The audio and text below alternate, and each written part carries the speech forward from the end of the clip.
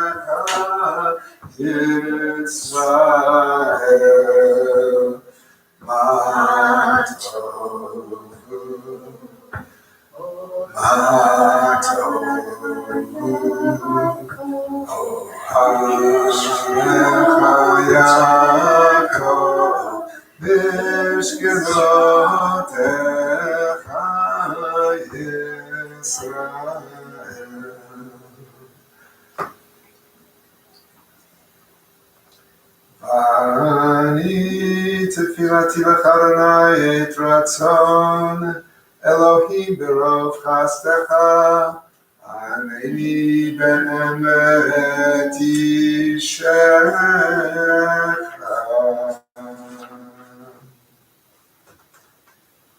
And we thank God each morning for bringing us back to life with a pure soul.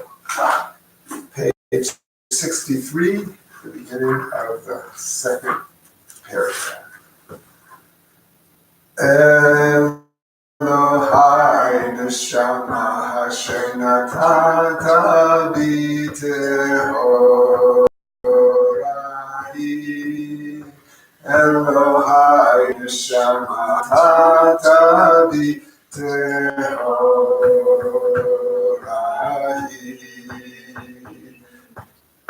Elohai neshama shenatati tehora tehorahi. Elohai neshama shenatati tehora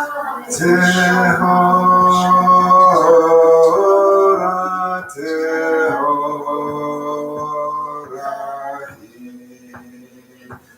Elohai neshama shenatati tehorahi.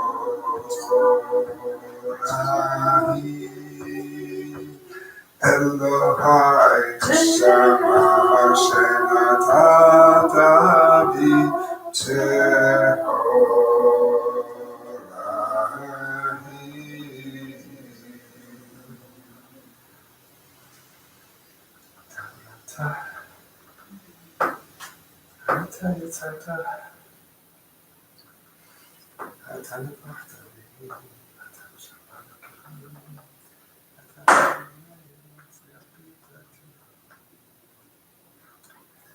כל זמן שהנשמה בקרבי מודני לפניך, אדוני ואוהב אותי, ריבון כל המעשים, אדון כל הנשמות.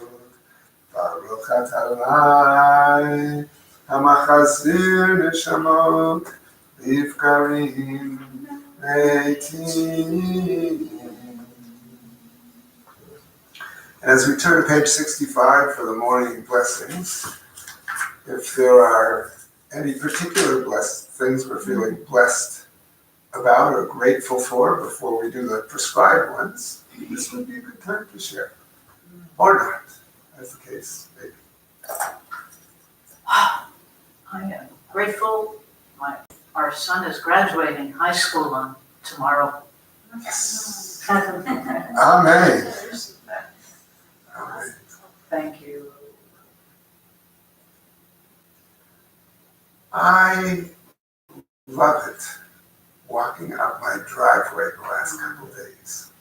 The lilac is in bloom and fragrant. Oh, The rhododendron are beautiful.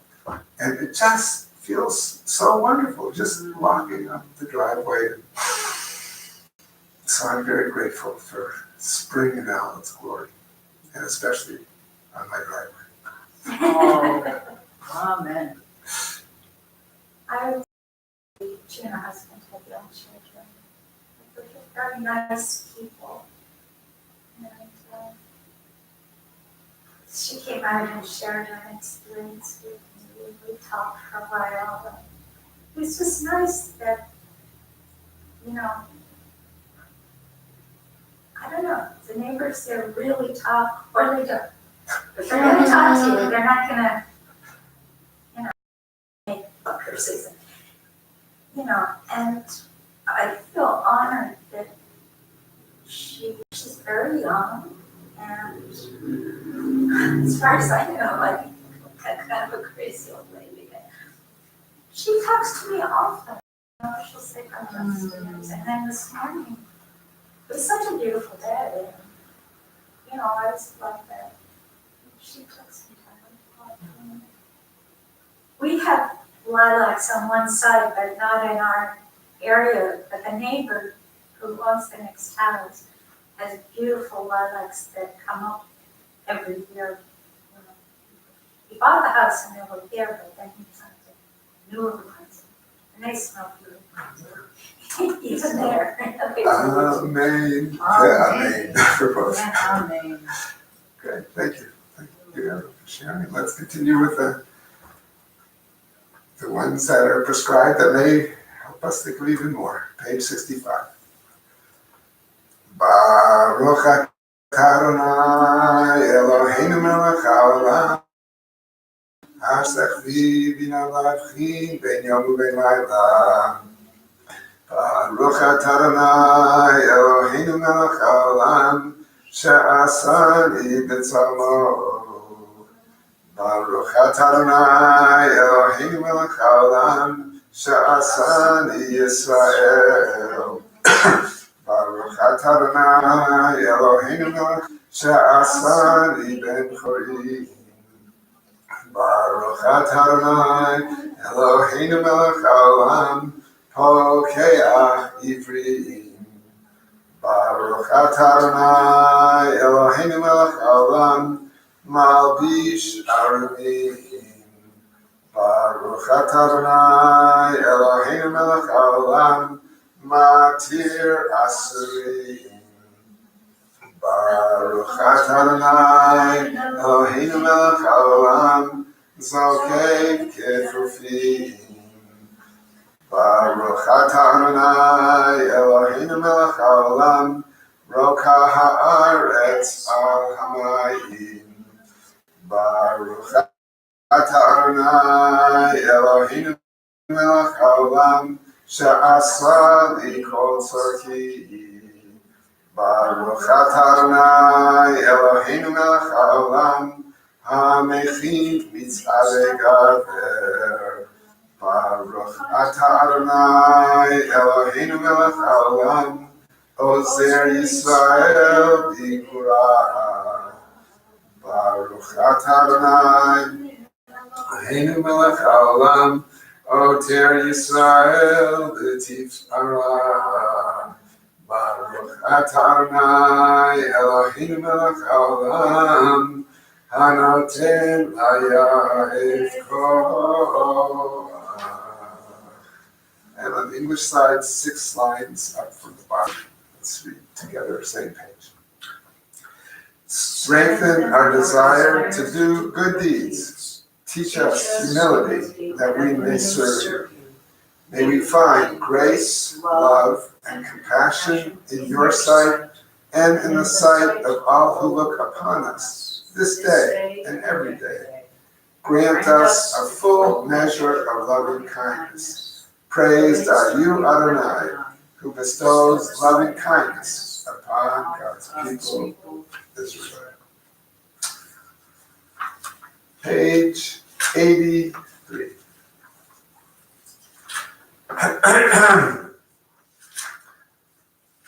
Baruch Shema Rehayahu Baruch Baruch Oseh Bereshit Baruch Omer Be'oseh Baruch Gozer Umekayim Baruch Merachem Al Haaretz Baruch Merachem Al Habriot Baruch Meshalem Sachar Tov L'Reahav Baruch Chaylav V'Kayam HaNetzach Baruch Podeh Umatzil Baruch Shemo Baruch Adonai Baruch Shirei David Avdecha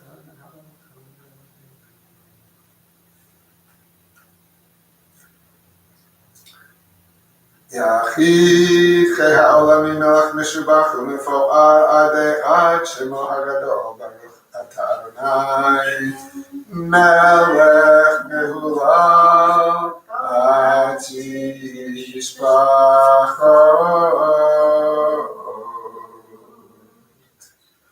Let's go to page 86, the beginning of the last paragraph. Hoshia et hamecha uvarech et nachalatecha urein, urein, urein, urein v'nase man haolam Hoshia et hamecha uvarech et nachalatecha urein, urein, urein, urein v'nase man haolam Hoshia et hamecha uvarech et nachalatecha urein, urein, urein, urein v'nase man haolam.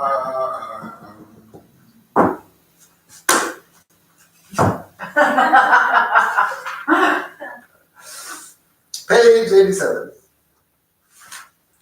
In the middle.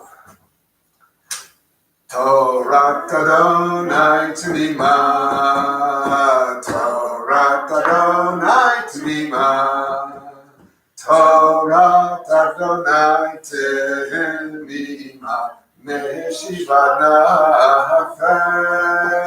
Nafesh, Edut Adonai Nemana,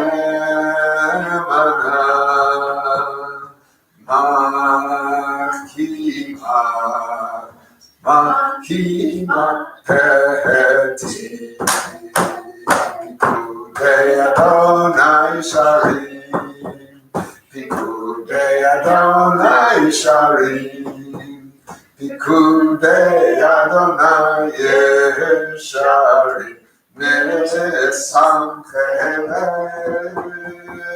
Mitzvat Adonai Para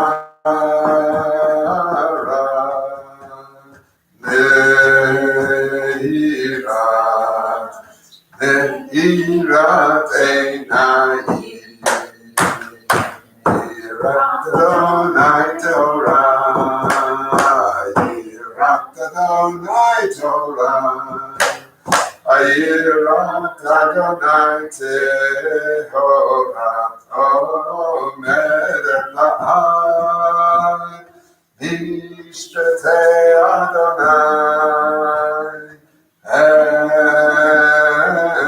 Emes Tzadku Tzadku Yachdav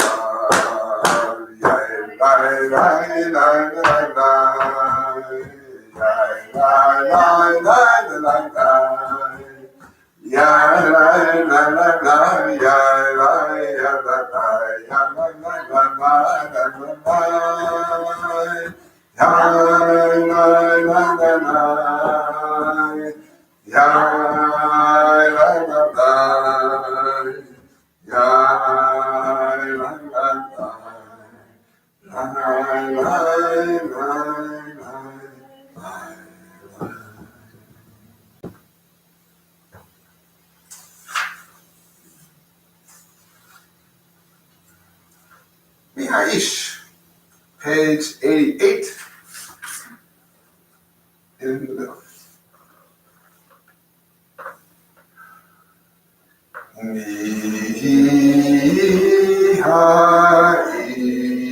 Mihaish, Hechafetz Chaim,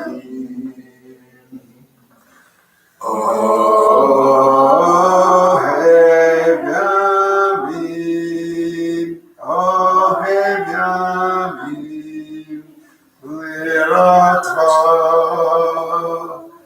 Netzor Lishon Kamela, Uspatecha, Midaber Mirma, Sur Meraba Seito, Bakishalom, Veratehu,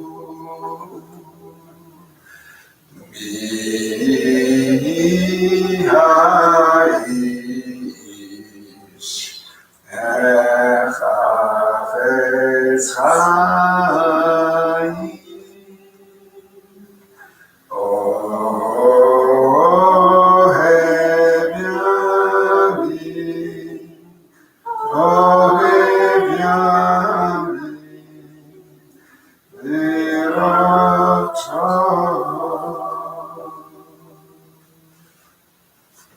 That sounds so nice.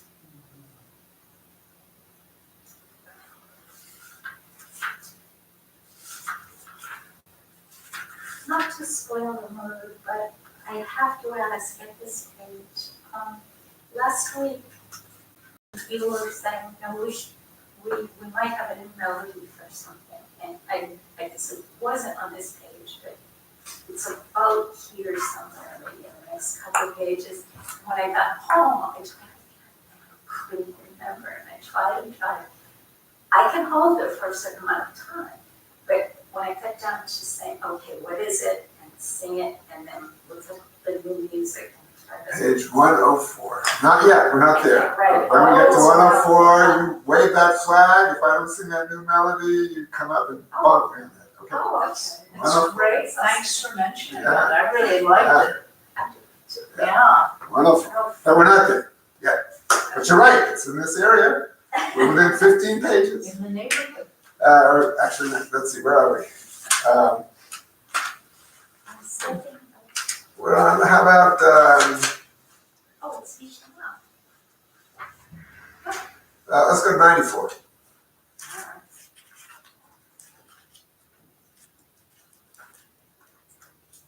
Tov hodol Adonai, Tov hodol Adonai, ulezamer, ulezamer, l'shimcha elyon,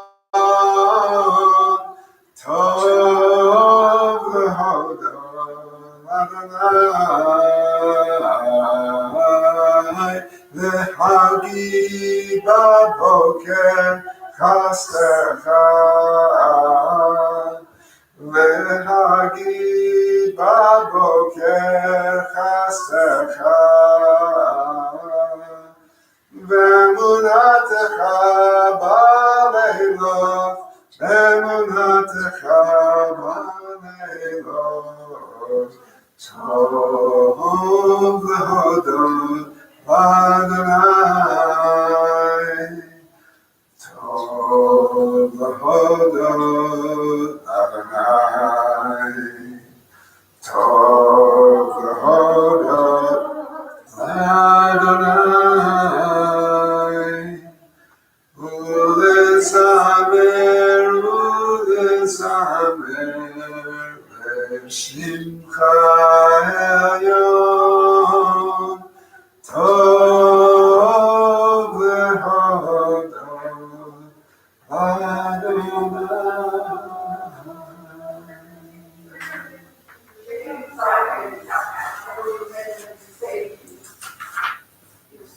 Page 100.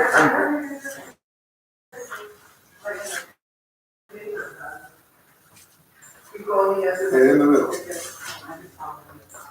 Hallelujah, hallelujah, hallelujah, hallelujah, hallelujah, hallelujah, hallelujah, hallelujah, hallelujah, hallelujah. Hallelujah, El Bekacho. Hallelujah, Bekiauzo. Hallelujah, Biguratav. Hallelujah, Kerov Kulom. Hallelujah, hallelujah, hallelujah, hallelujah, hallelujah, hallelujah.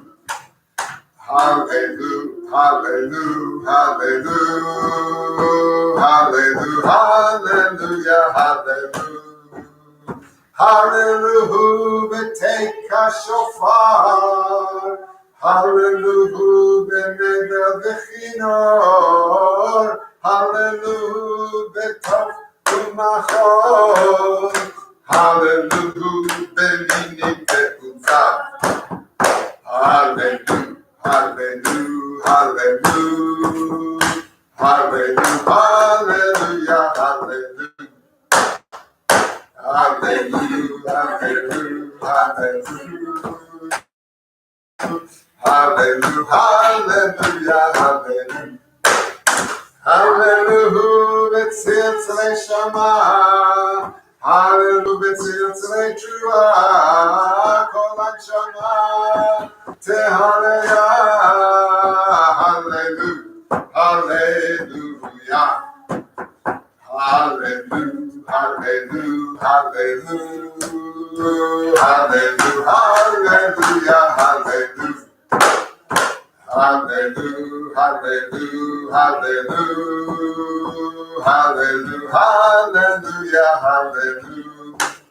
Kol hanshama tehaleya. Hallelujah, hallelujah. Kol hanshama tehaleya. Hallelujah, hallelujah, hallelujah. Hallelujah, hallelujah, hallelujah, hallelujah, hallelujah, hallelujah, hallelujah, hallelujah, hallelujah, hallelujah. Shabbat Shalom, welcome. Shall we say hello to you and you say hello to us? Hello. And our names? Your name? I'm Bonnie. Bonnie. Rachel. Rachel. I'm Judy. Judy, so we spoke on the phone. I'm Saul. Welcome. Thank you. I'm glad you found it today. I'm Good. glad that you met me in I'm very glad. Yeah. I thought it was an empty building. It's No, it's not empty. It's full of ruach. well, thank you. So, am I the same guy as at Camp Ramah? I think you're younger than. Uh-huh. He would be in his 70s. The 70s. We were counselors in 1962. Uh-huh. Yeah, but, right. He's the Nobel Prize winner. I think it must have been serious. All kidding aside, I think that was the Nobel Prize winner. She knew a guy named Saul Perlmutter at Camp Ramah. Oh, But it wasn't me because I never went to that Camp Ramah. So, you're also a lot younger. oh, of course, 48. So let's continue on page 104, and we've been learning a new melody to listen. Rachel reminded me this morning that she wanted to go over the new melody. So it goes like this. Nishmat kol chai, tevarech et shimcha. Let's just try that. Nishmat kol chai, tevarech et shimcha,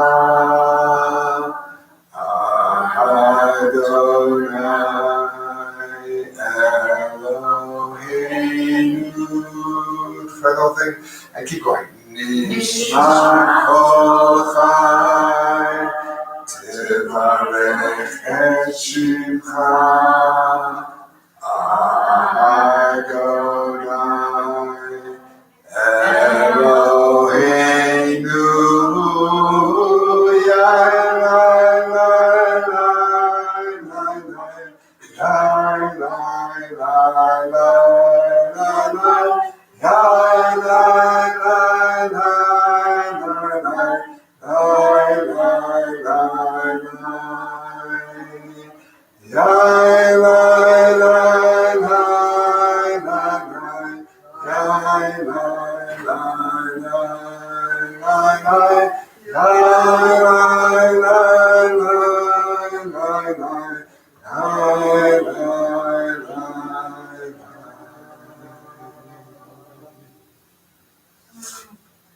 Very good. Yeah, It's beautiful. okay, yeah, fine, it is. Nishmat kol chai, tevarech et shimcha, Adonai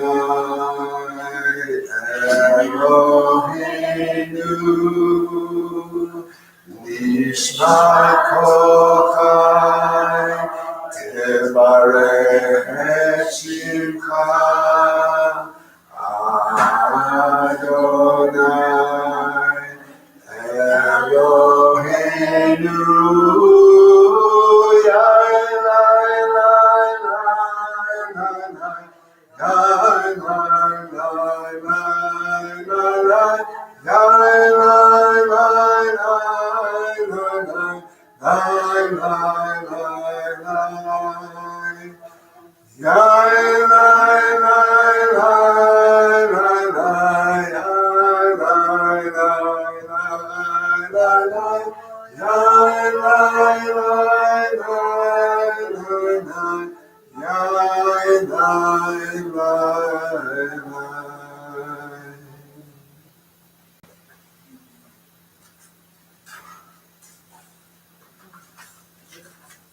Thanks for reminding me about that.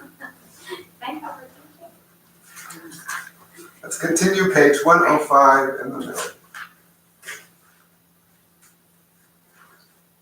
Shochinah Maharov Ekaron Shemo Nechatuva Tzadikim Adonai V'Yesharim Na'amot Tehillah V'fi Yesharim Titala U'divrei Tzadikim Titbarach U'bilshon Chasidim Titromam U'bekeret Kedoshim Tihikarash U'makalot Rivimot Amecha Beit Yisrael Shekein Chovat Kol HaYitzurim Lefanecha Adonai Eloheinu V'Elokei Avoteinu Lechodot Lehamel לשבח, לפאר, לרומם, להדר, לברך, להלל, קלס, על כל דברי שירות ותשבחות, דוד בן ישי, עבדך נשיחך, ישתבח שמך לעד מלכנו.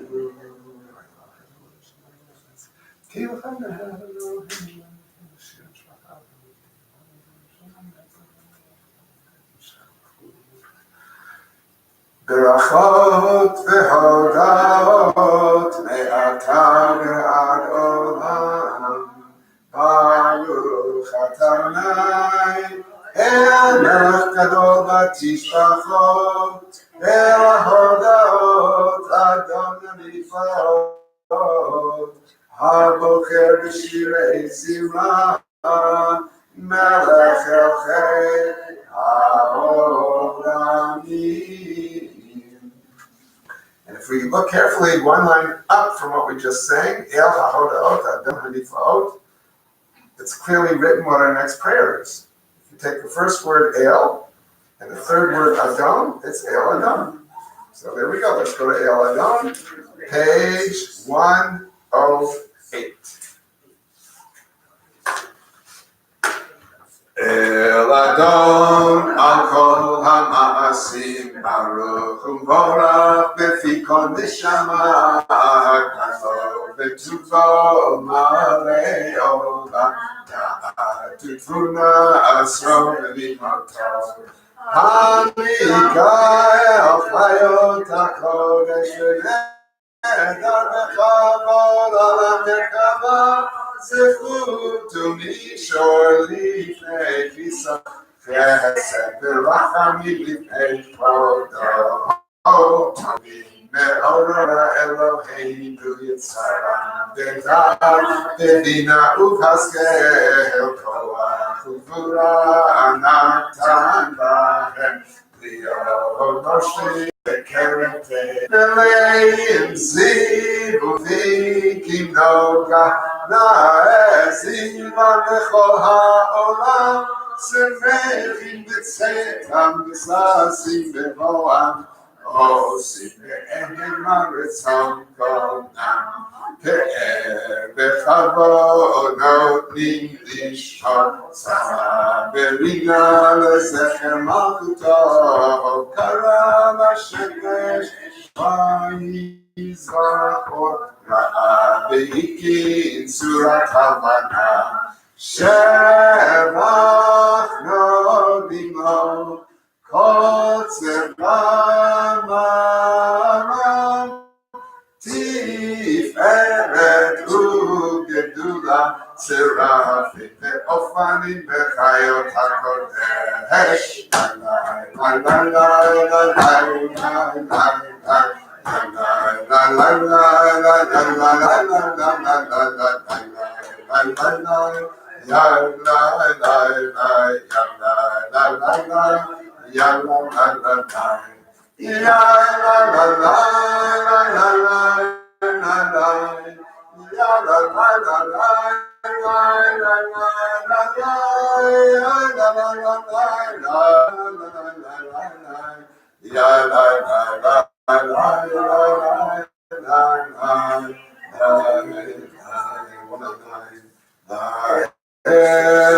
אשר שבת לכל המעשים. Let's read the top paragraph together in English.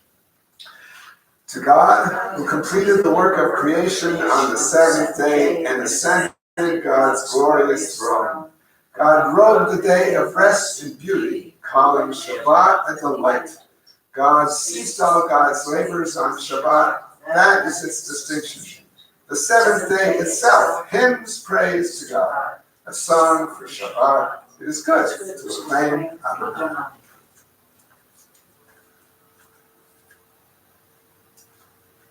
תתברך מושיענו שבח מעשה ידיך ומאורי אור שעשית יפעלו חסר. Page 110. Tiparach Surenu Malkeinu V'Go'aleinu Barei Kadoshi. Hashem Shetai.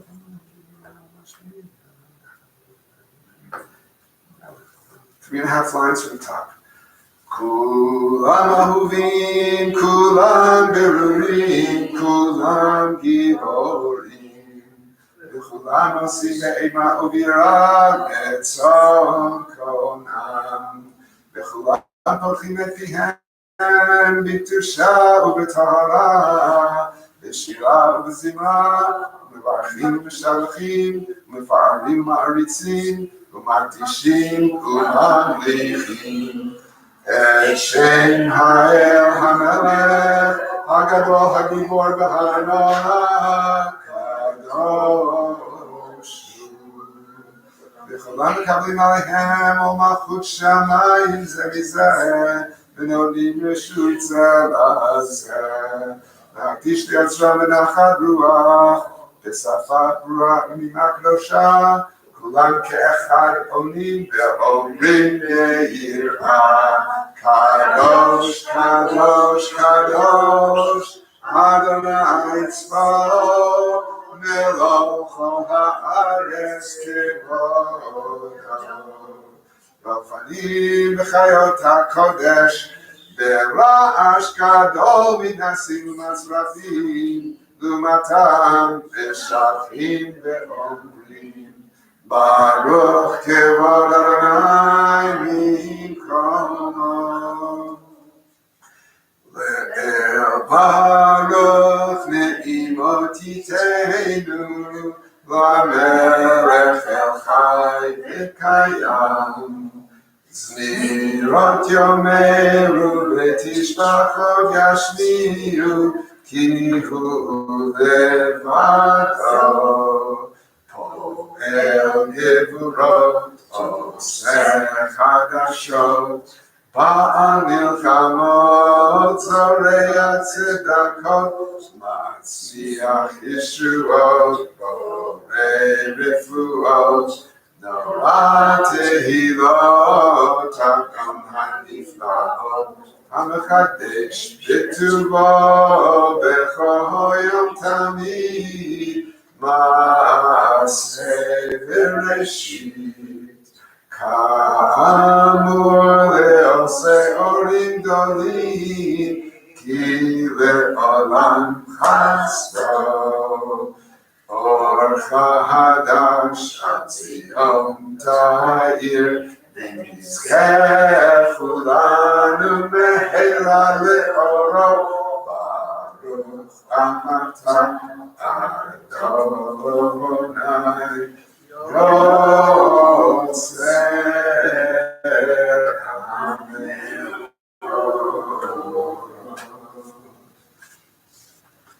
Ahava Rabbah, Ahavtanu, top of page 111, you have loved us with a great love.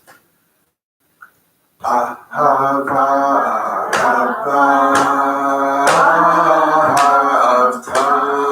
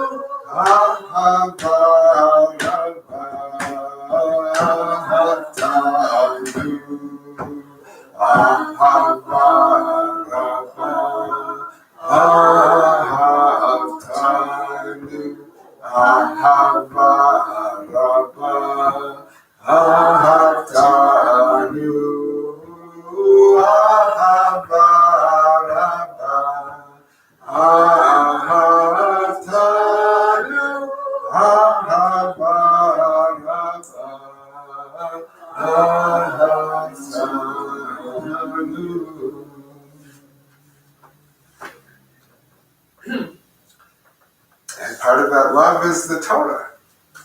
So the ha'erein of the Torah, Techa, at the beginning of the second paragraph, enlighten our eyes with your Torah. The ha'erein of the Torah, Techa, v'tahabei beinu v'mitzvotecha,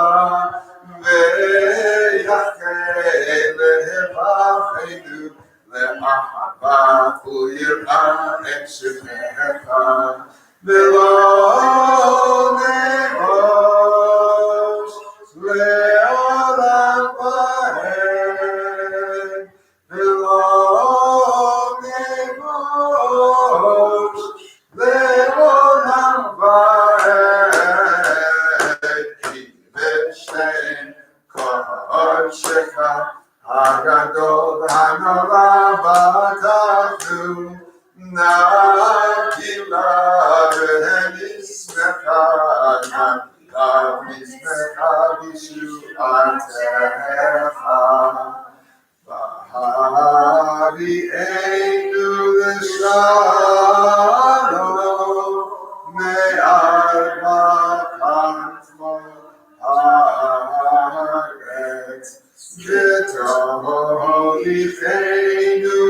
קוממיות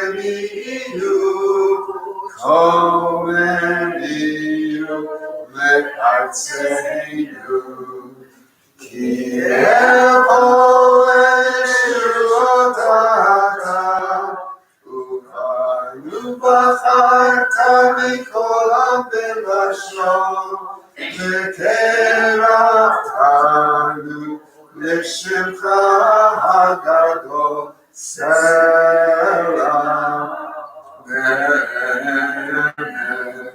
להודות לך ולייחך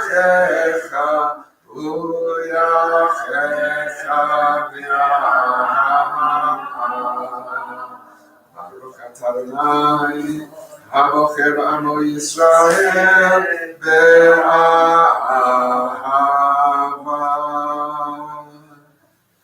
שמע ישראל אדוני אלוהינו אדוני אחד.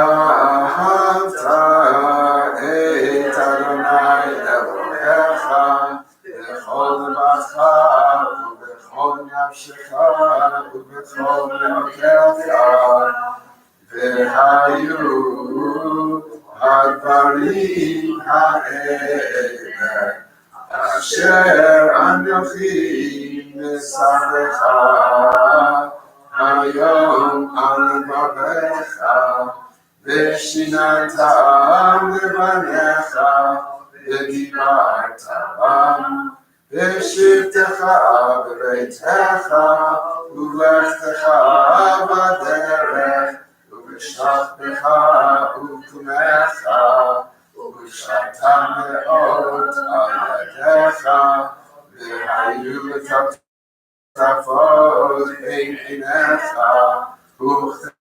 וכתבתם על מזוזות ביתך ובשעריך. והיום שבועות ישבו מצוות השם.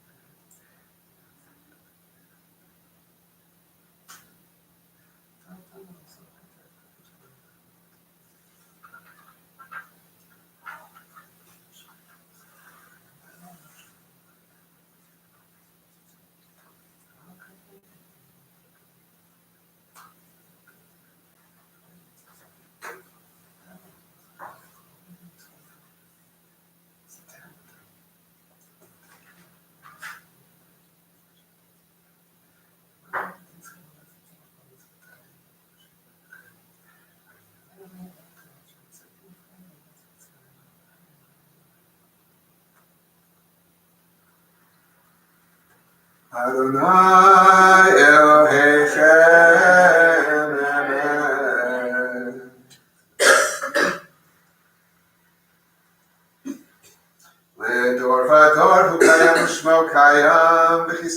machuto ve'emunato la'akayare. Let's continue on page 113, the last 4 lines. Emet she'atahu Adonai Eloheinu Elohei Avoteinu Malkeinu Melech Avoteinu Avoteinu Go Aleinu Goel Avoteinu Yotzreinu Tzur Yeshuateinu Hodenu Umatzileinu Me'olam Shemecha Ein Elohim Zulatecha Ezra Tavoteinu Atahu.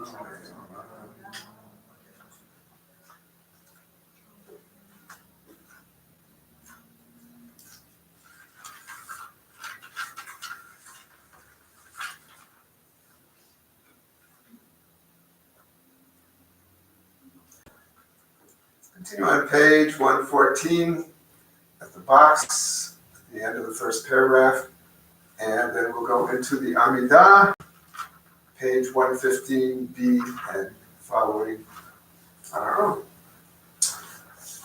Tehillah Elyon Baruch Hu Umevorach Moshe Ubnei Yisrael Lecha Anu Shirav B'Simcha Rabav Yamru Kulam Nichamocha Ba'elim Adonai Nichamocha Nedar B'Kodesh Nohara Tehillah Oh Sefer Shira Karasha Shikhu Ge'uli Mishikha Svatayam Yachad Kulam Hodu Be'imlichu Be'anu Adonai Imo Le'olam Va'ed Tzur Yisrael Kuma Bezrat Yisrael Uftechinu Mecha Yehuda veYisrael Lo Aleinu Adonai Shemo Kedosh Yisrael Baruch Adonai Ya'ad Yisrael. 150 BR.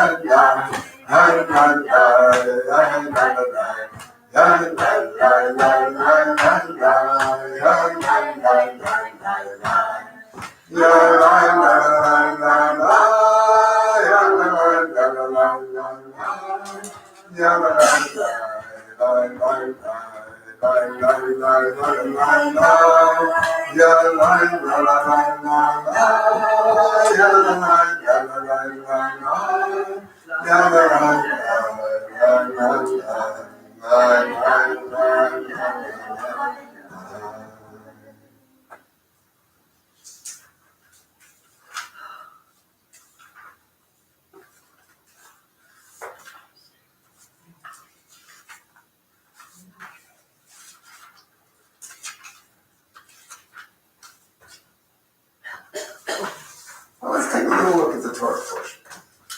Since we're a little shy of a minute this morning. Well, actually, I want to start with the previous one. Just beginning of that page is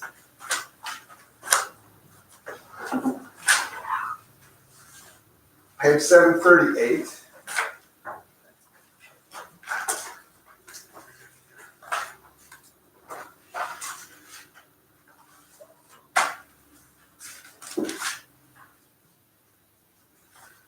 And it starts with, I want to read just the first sentence, two sentences.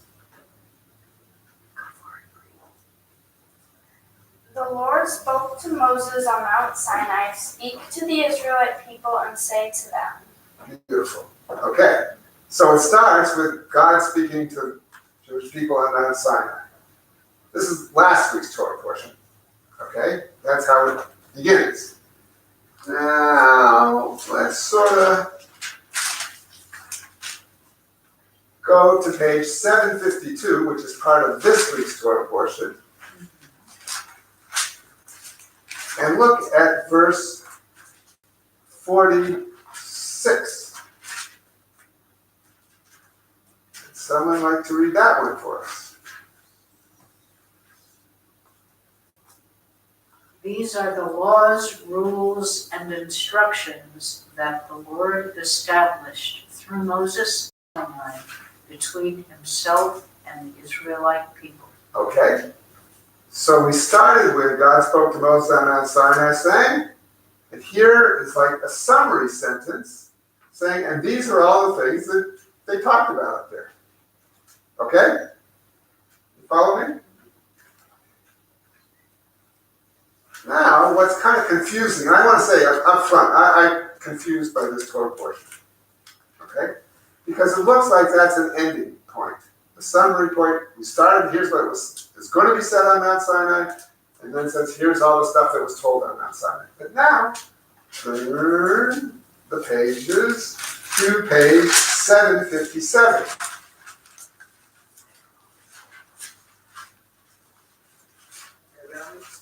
And would someone be kind enough to read us verse 34?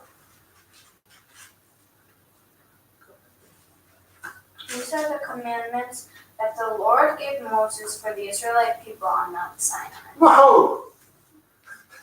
Sound familiar? Yep. So, first of all, it's kind of strange because most often it doesn't say God gave this to the Jewish people on Mount Sinai. These are the key points. Maybe some others, but these are the key times that the commandments are linked to Mount Sinai. So I find that kind of confusing right there, why there seem to be two endings to this section. So let's look at the commentary on verse 34. Still on 757. But below the line, where it says on Mount Sinai. Someone want to read that nice and loud? I will. Go for it. That's really fun. Oh, I'm sorry. Good. Not all the laws, however, were literally given to Moses at Sinai. The opening verse of Leviticus describes the laws that follow as having been given at the tent of meeting. Sinai is not a geographical location. It is a symbol of Israel's awareness of having stood in the presence of God and having come to understand that God requires of them. Whenever a person hears the commanding voice of God, it commits himself or herself to live by that voice. That person can be considered to be standing at Sinai. The greatest single event in the history of God's revelation took place at Sinai, but was not limited to it. God's communication continued in the teaching of the prophets and the biblical sages, and in the activity of the rabbis of the Talmud. It remains alive in the courts and responds to the present day. Thank you. Okay, so I was kind of struck by this commentary. I think it is very powerful, and especially whenever a person hears the commanding voice of God and commits himself or herself to live by that voice, that person can be considered to be standing at Sinai. That's pretty powerful because it humanizes Moses. It defines that we are not, he's a person, just like you, just like I, just like everybody else. Mm-hmm. And it defines that. And for me, as in this modern era, I think of it as the distinction when people often try to compare him to Jesus. It is not that. It is in no way, shape, or form that. It humanizes him, it humanizes all of us. We are all standing at Sinai, we're all here, we're all making that commitment. I don't know, that's how I don't know, right away, that's what I thought of anyways. There's obviously more to it, but I mean, that's right away, it just made it just like so much more attainable for me to be at Sinai, to be a committed Jew. And this theme of that we can all be at Sinai at different times is very powerful. First of all, as this said, this, by the way, Emet ve'emunah that this is quoted from, the quote at the last part of it, that is the conservative movement's kind of statement of theology as the conservative movement understands it. That was written a number of years ago, and it was a matter of a lot of deliberation. Yeah, Judy. The Orthodox believe that literally everything is Sinai. Yeah. There's an Orthodox dating site called Saw You at Sinai. Yeah. But is it only one mountain with this name, or it is another mountain somewhere in the... No, there is a Mount Sinai, as far as I know, yes. Not in the Saudi, No, I don't know that anyone has claimed a second Sinai. No, I've never heard of. And when and people could visit it. I mean, especially after the 6-Day War, when Israel had access to the Sinai Peninsula, a lot of people went to Mount Sinai. And there were trips and stuff. I mean, they know the place. They know the place. Can I ask Saul, what is the literal translation of Emet ve'emunah? Emet is truth. Right. Emunah is like faith, but it's like, Okay. you know, when we say Amen, Right, Emunah, it's the same root. okay, And it's like, so when we're saying amen, we're affirming something. It's like got it, truth and affirmation in a way. Even though it does, emunah does mean faith, but Right. it's more than that.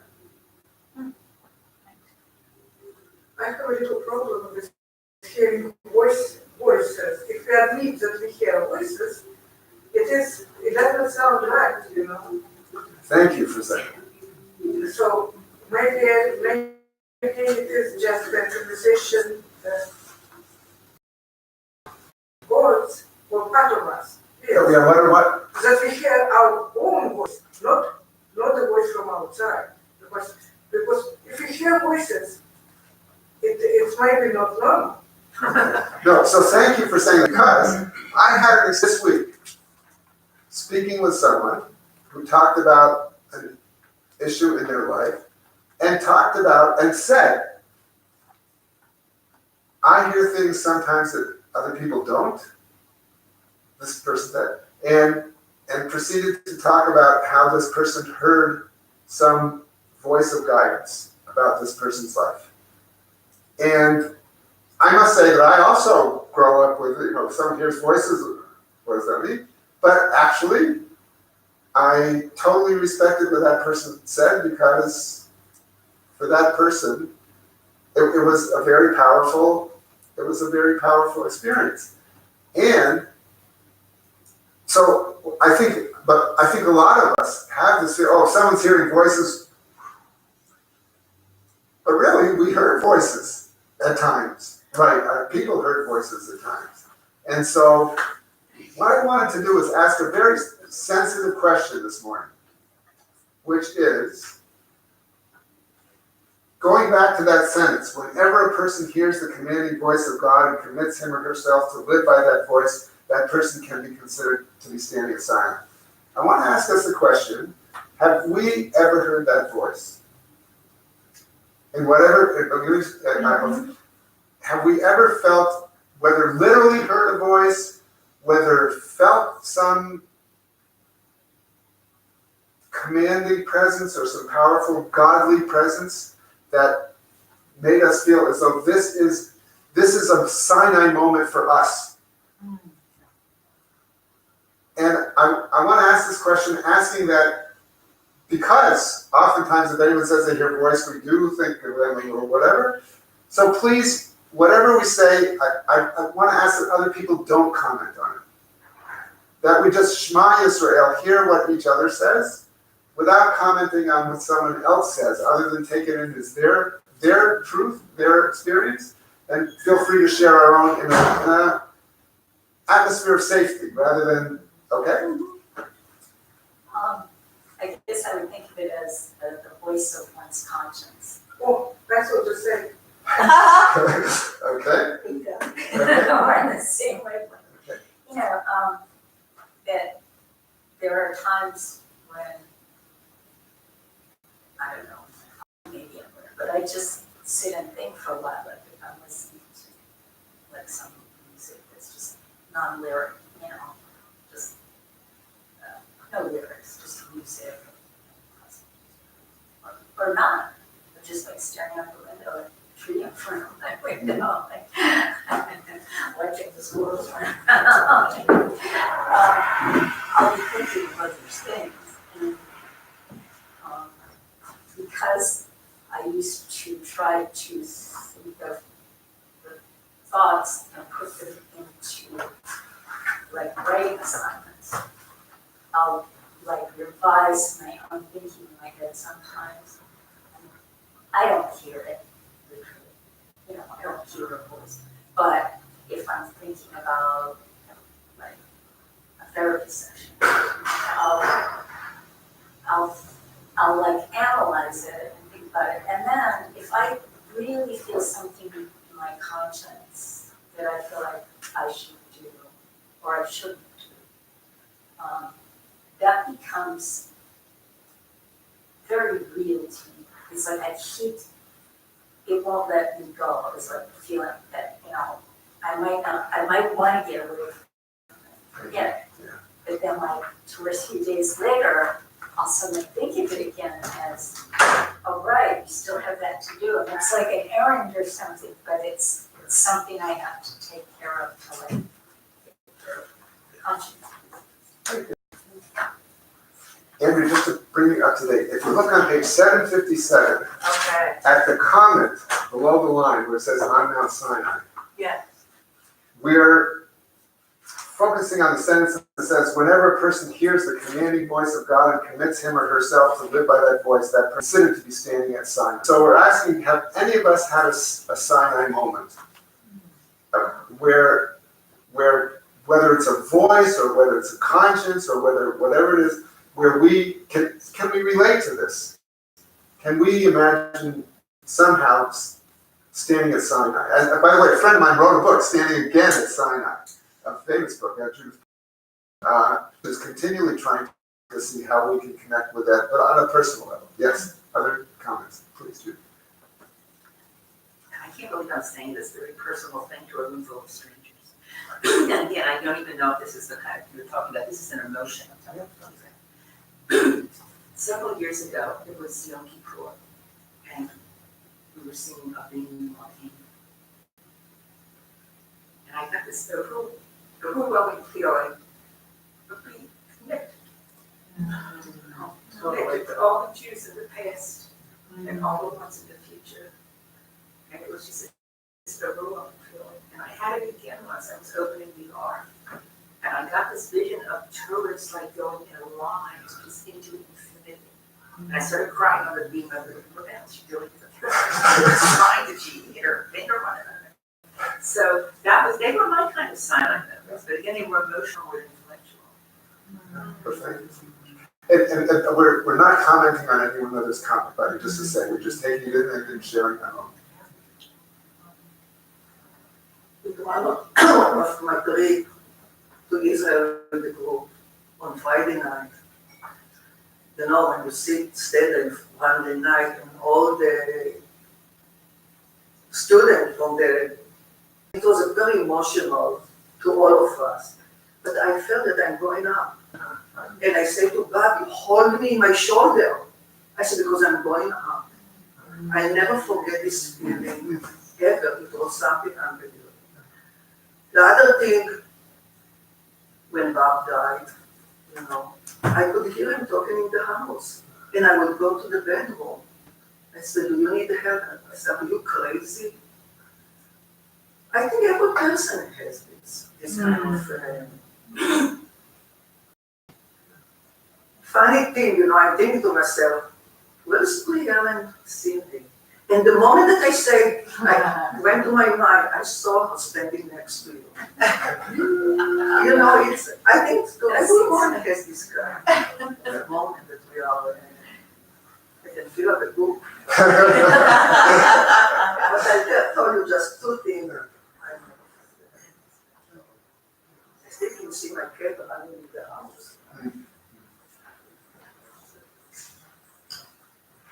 I was thinking back to 3 years ago when I went on the LGBTQ mission to Israel. And I remember being at the wall and suddenly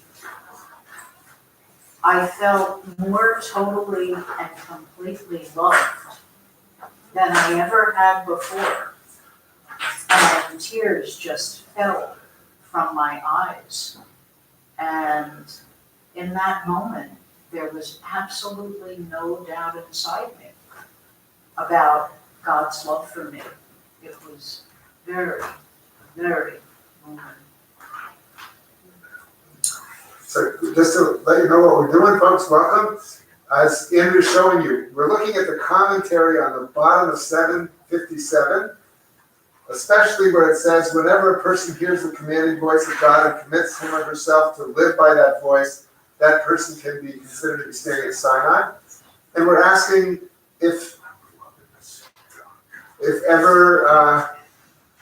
ever we've had a Sinai moment, a moment where we've heard a voice or felt such a strong feeling or a call of conscience. And if we're comfortable sharing that, and we're also not commenting on what anybody says, because we just want to listen and take it in and understand it's their gift. Whatever we say to each other is our gift to each other, and not try to question it. Okay. So I know I've talked about like moments of disparity before, and so I've had a couple of moments of disparity several years ago, and it was really a really hard time for me, and it was you know, some really dark moments where I just felt like I had nothing left to give, you know, and it is emotional, you know, it's emotional thinking about it. You know, you just feel like you have nothing more to offer. And so I prayed. It's like the only thing I could think of doing, and I felt like I'd lost faith. I felt like I lost it, you know, and I felt, you know, so much that I just thought that I had nothing more to give. And I asked for help, you know, and I was alone, and I kept saying the Shema over and over and over again. I must have said it 100 times, and I just said it over and over again because I couldn't get out of that moment. I couldn't get my head like wrapped around the idea of going forward. So I was like stuck in this moment of like feeling like I had nothing left, you know, and you know, how am I gonna ever go forward again and be happy or live or, you know, whatever. And so I just kept saying, you know, God help me, and I kept saying it over and over, and I kept saying the Shema over and over, and then something changed. I knew I could make a phone call, and I did, you know, I made a phone call. And I reached out, and you know, and that's what happened. You know, it's like that moment that I knew God was with me. And it was a moment where, like, I feel like I would be lost, you know, like if I didn't do that, if I didn't pray, if I didn't feel God's presence in me, and if I didn't do that, I don't know what I would have done, but I just know that where I thought I lost my faith, it was sort of in a metaphor misplaced for a moment. It was always there waiting for me. It was always there. It was waiting for me. And it was waiting for me to come back to what has always been mine. And, you know, so I came back, and I became stronger, you know, because I had to build that up again. I had to pick myself up by the bootstraps and do everything I could to regain strength emotionally, physically, and spiritually. And I did it. And, you know, and today I can say that all of my family's in my life. And my kids that, you know, I, you know, worship the ground they walk on, you know, and they are in my life because at that time they weren't, because of my own actions. And so, you know, but God's presence was guiding me, you know, giving me the guidance I needed. And I really felt that Sinai moment at that time when I reached out and made a phone call. And I prayed, and just really that guidance, you know, it just forever stays with me. It stays with me. I have something to Please. share. Yeah. I walked in midway through the conversation, but I did understand what you're asking me to share in the last question here.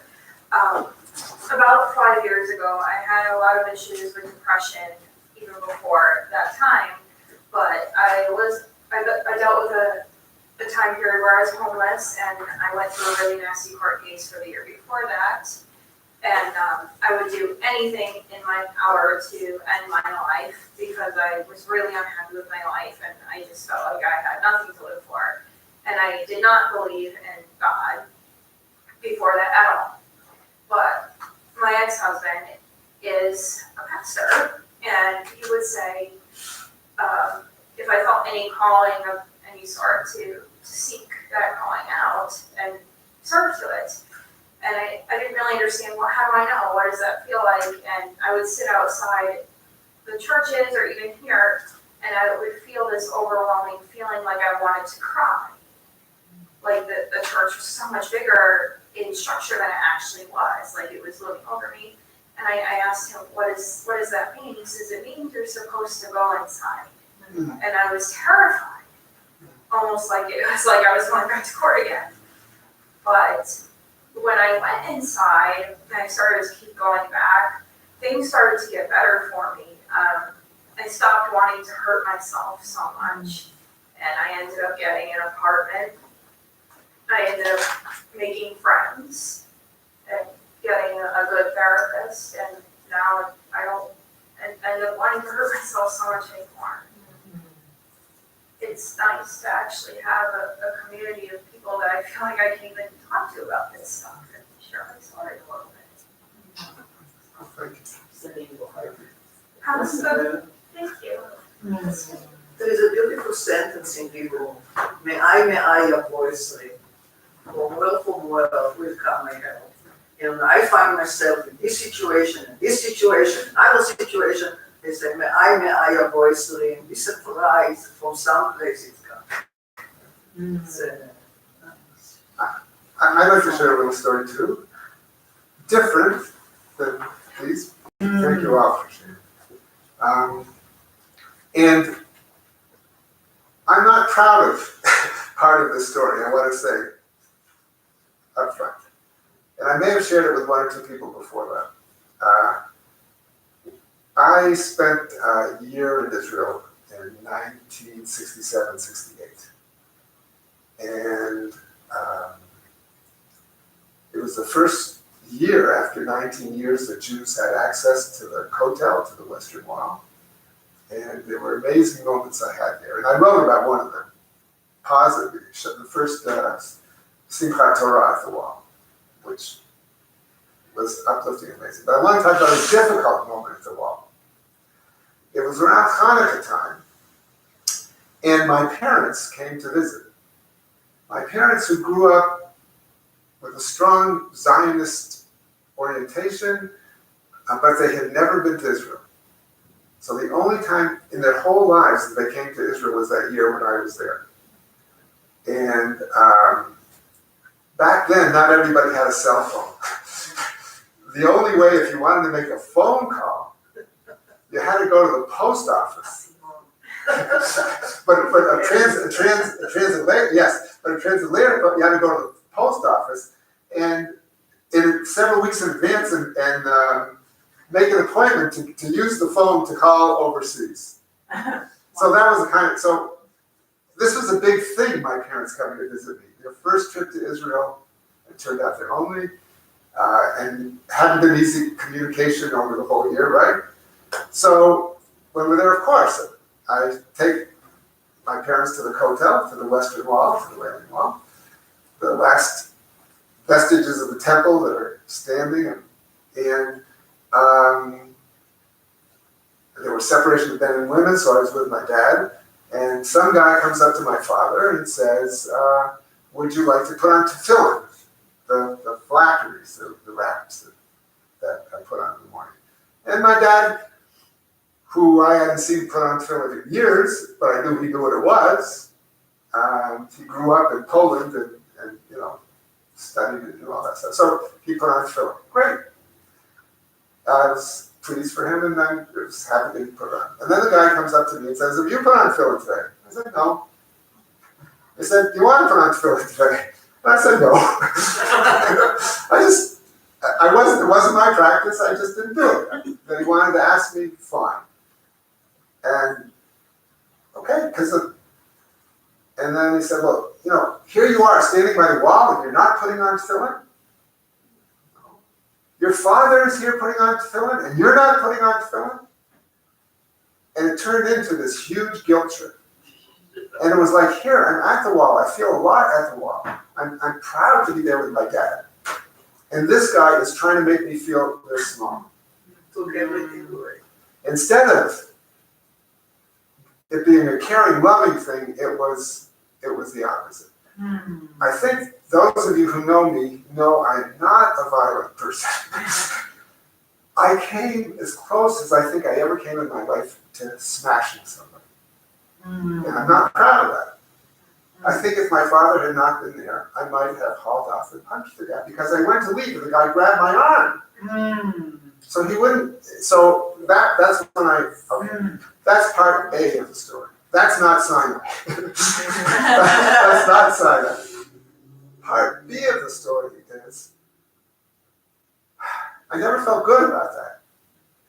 I felt myself starting to hate another Jew, especially another kind of Jew. And I didn't feel good about that, even though what the guy did I thought was abhorrent. So I was a student at Hebrew University that year, and a fellow student said, I'm going to this religious village for Shabbat. I was, we're talking about, and I said, I want to go. I said, I want to go. Which he didn't ask me for. I volunteered to go. And because I volunteered to go, I think I wanted to go because I wanted to try to understand where that mindset came from. So when I went with the attitude, whatever my host does, I'm going to do. Whatever they ask me to do, because I'm going as a guest. It's different. So I went there. There was a young couple from the former Soviet Union who were there. They hosted me for Shabbat, and the man of the household said, it's Friday afternoon. I go to mikveh before Shabbat. I'd never heard of men going to the mikveh. I said, I'd like to go. So I went with my host to the mikveh before Shabbat. I'd never been in the mikveh before in my life.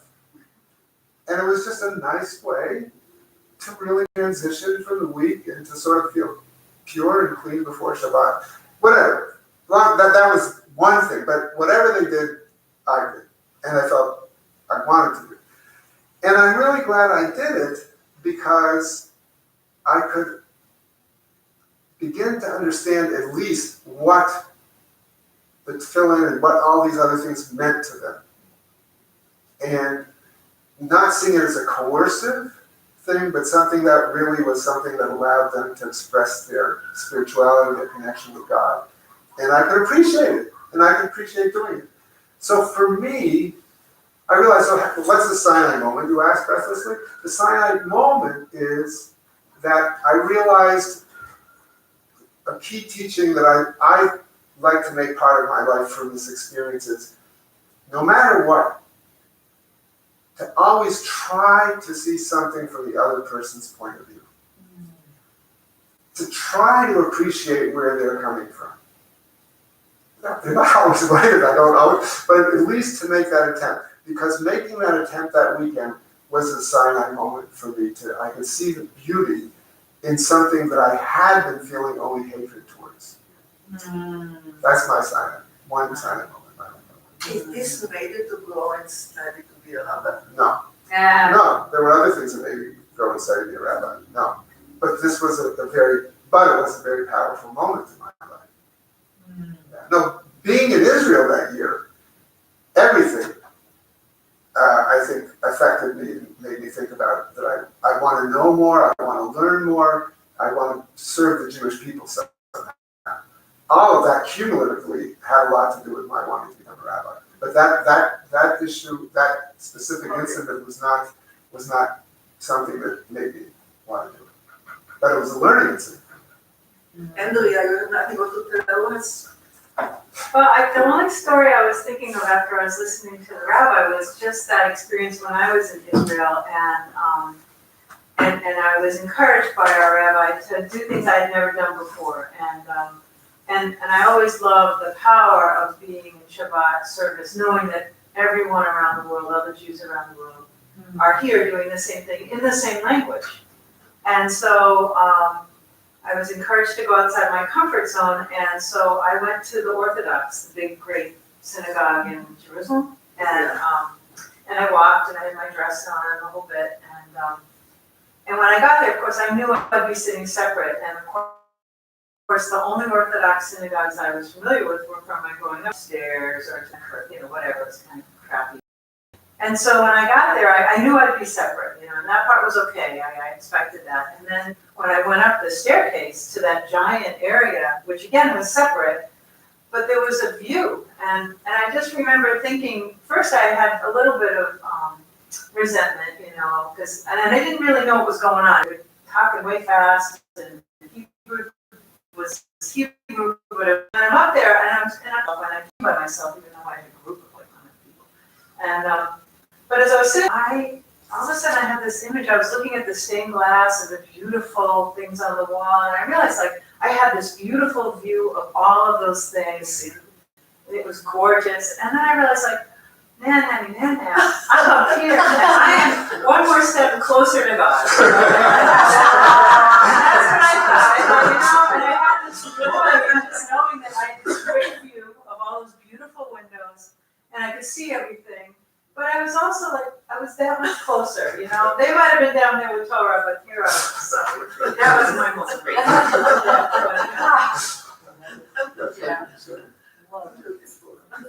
Anyone else want to share anything? No pressure whatsoever, if anyone else does. We just put on your film first, right now.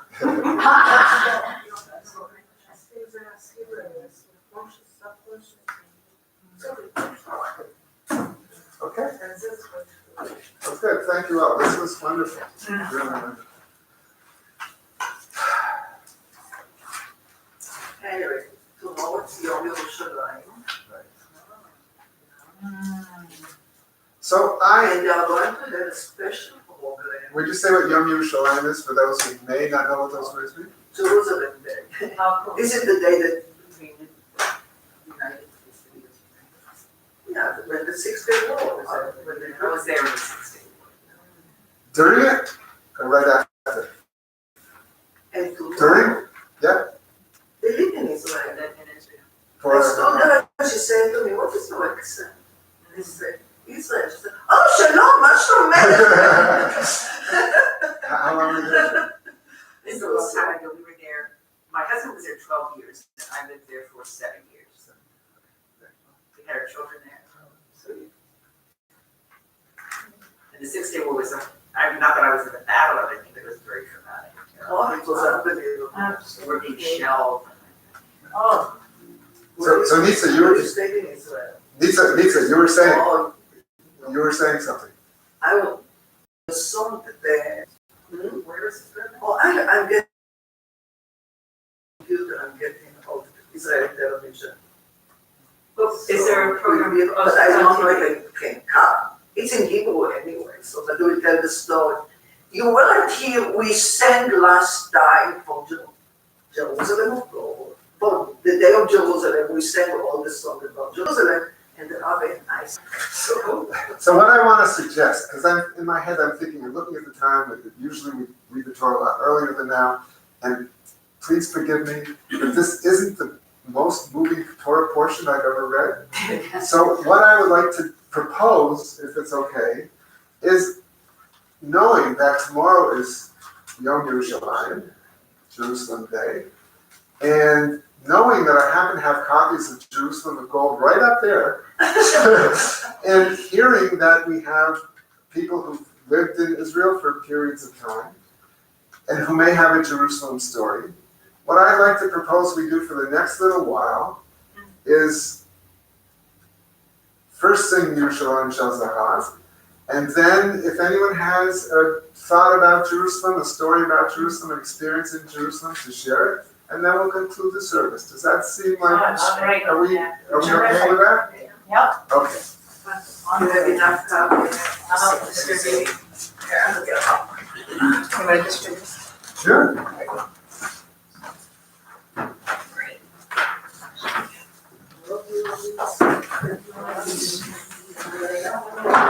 What is it? Okay. Yes, Wait. Hold on. No shade. And I don't want to assume anything. Does anyone, please don't be embarrassed. Does anyone not know the song? Yerushalayim Shel Zahav. I don't know. Okay, some people don't know it.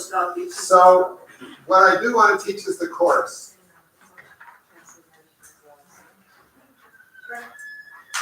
So let me teach the chorus, and feel free to hum along for the verses. So the chorus is indented, and it's Yerushalayim Shel Zahav, Jerusalem of gold, V'shel Nechoshet, V'shel Or, and Nechoshet is copper, and of light. Halo Lechol Shirayach. To all of your songs, Ani Kinor. I am the violin. I'm the instrument that sings your song, plays your song. So, Yerushalayim Shel Zahav, let's just say the words. Yerushalayim Shel Zahav, V'shel Nechoshet, V'shel Nechoshet, V'shel Or. V'shel Or. V'shel Or. Halo Lechol Shirayach, try it. Halo Lechol Shirayach, Ani Kinor. Ani Kinor. And it goes like this. I'll sing it, then we'll repeat it. But they have this also into English. Yeah, but still they don't know the melody. Some folks don't know the melody. Yerushalayim Shel Zahav. Just that. Yerushalayim Shel Zahav. V'shel Nechoshet, V'shel Or. Try the whole line. The whole line. Yerushalayim Shel Zahav, V'shel Nechoshet, V'shel Or. That goes. Halo Lechol Shirayim. Try that. Halo Lechol Shirayim. Ani Kinor. Try from Halo Lechol Shirayim. Halo Lechol Shirayim. Ani Kinor. Then we do the whole thing again, but it ends with Halo Lechol Shirayim. Ani Kinor. That's at the very end. You go down, Ani Kinor. Okay, here we go. Yerushalayim Shel Zahav, V'shel Nechoshet, V'shel Or. Halo Lechol Shirayim, Ani Kinor. Yerushalayim Shel Zahav, V'shel Nechoshet, V'shel Or. Halo Lechol Shirayim, Ani Kinor. Lisa, will you tell us the story of the song and then we'll sing the whole thing through? few weeks or the week before the 6-Day War, Teddy Kollek, that was the mayor of Jerusalem, asked Naomi Shemer, write a song on Jerusalem. And this is the song that she wrote. She was like, you're talking about Sinai? It was in her, it came out, and it was the 6-Day War, and they took Jerusalem, and this is the, and it's almost became the Israeli national. But she changed the words. Before the 6-Day War, they were different. It was like, we want to go to the Yerushalayim and everything, and then they changed it after the 6-Day War. It was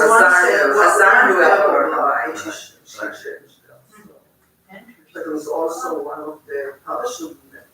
And it's so this was so it was a new song, relatively new song, and it captured everyone. Everyone was singing.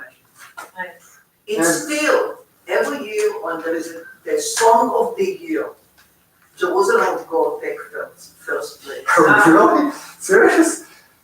so many. math. And I just let me translate, help me translate one of the stanzas. Kishmech tzoreh v'tasvatayim, because your name, like Kinishikat saraf, like the kiss of a saraf. If I forget you, O Jerusalem, Asher Kulaza, that is all gold. And of course, if I forget thee, O Jerusalem, is a biblical quote. But if I forget thee, O Jerusalem, that my right hand wither.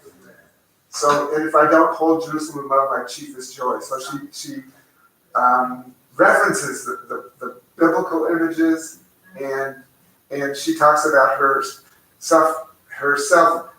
I come to sing to you and to make a crown for you, but I'm the smallest of the youngest of your children, and the least of your writers. It's beautiful. But I remember from the 6th War, her two last words. He said that Nashum Neregel Yam HaMelach will come back to go down to the Dead Sea, the Derech Yericho, the way of Jericho. For some reason, this all, I don't know, was so strong in this song. Yeah. Look, it happened! Right, yeah. Okay, so now with all that background to it, and at least we all know the verse, and how long we sing, let's sing the whole thing. Avir harim tzarur hayayin, bereach oranim, nisav ruach ha'avayim mikol ha'amorim, u'tartem atilan ba'eben, shvuya b'ach Ha'ir asher bagad yoshevet u'beriba Choma, of course. Yerushalayim shel zahav v'shel nechoshet v'shel or ha'lo lechol shirayim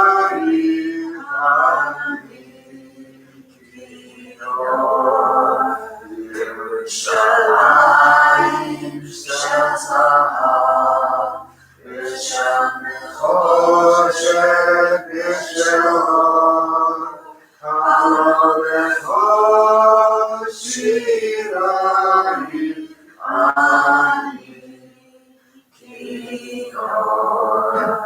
Echa yavshu borot hamayim ki kavashu reka ve'en bo kelev al habayim ba'ir ha'atika u'banarot asher ha'sela me'averot ruchot ve'en yored yam ha'melach b'derech Yericho Yerushalayim shel zahav v'shel nechoshet v'shel or ha'lo lechol shirayim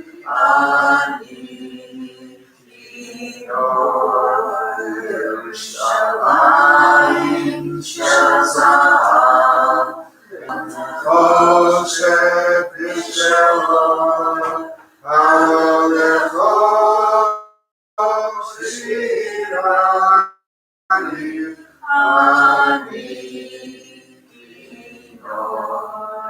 Achtivoi hayom ashir lach v'lach lichot karim Katonti miseir banayim u'me'aron anshorim Kishmech tzorech asmatim kinishikat saraf Im eshkachet Yerushalayim asher kulazav Yerushalayim zahav, v'shel Choshet v'shalom, Alolechol Shirayim, ani Yerushalayim shel zahav, v'shel Choshet v'shalom, Alolechol Shirayim, ani kinor. Chazarnu el Hamayim, Lashut v'Hakika, Shofar koreh b'Hamayim, Vayir ha'atika, Uvarot Hashem Hasela, Alfei Shmashot Tzorot, Narshu Nered El Yam HaMelach V'derech Yericho, Yerushalayim shel zahav, v'shel Choshet v'shalom, Alolechol Shirayim, ani kinor. Yerushalayim shel zahav, v'shel Choshet v'shalom, Alolechol Shirayim, ani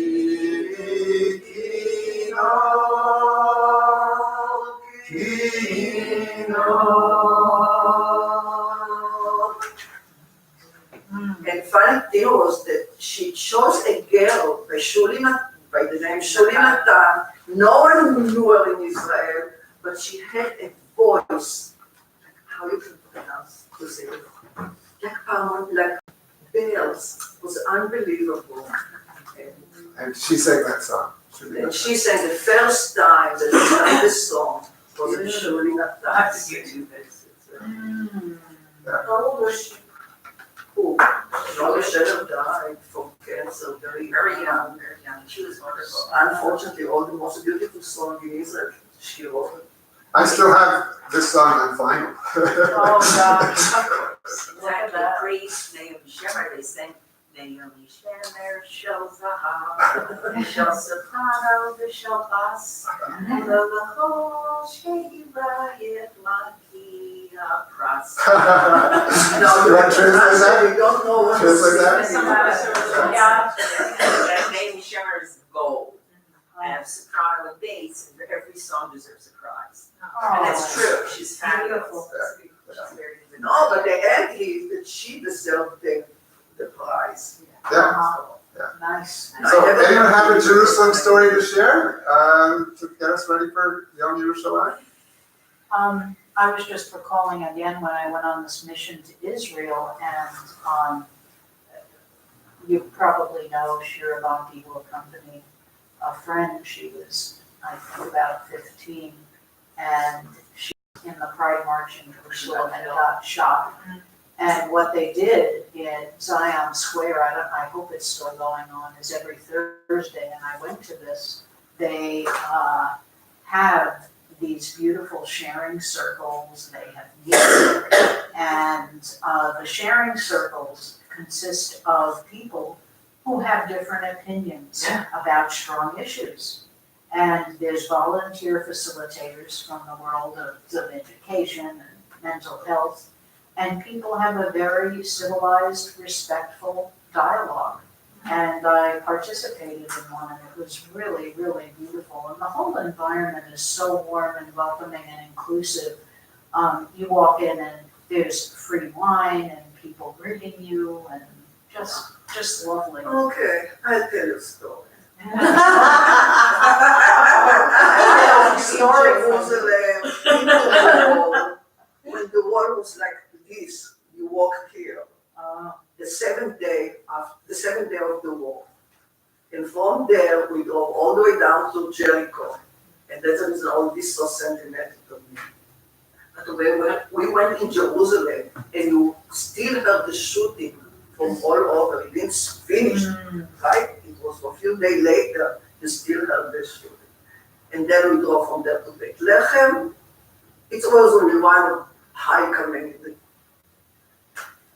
the army that was very good friend with my cousin, and he took the two of us, and it was unbelievable. Bethlehem, the Kotel, then it was the Kotel, and down to Jericho, and then home. It was something. Unfortunately, then you didn't have this cell phone with camera to take pictures.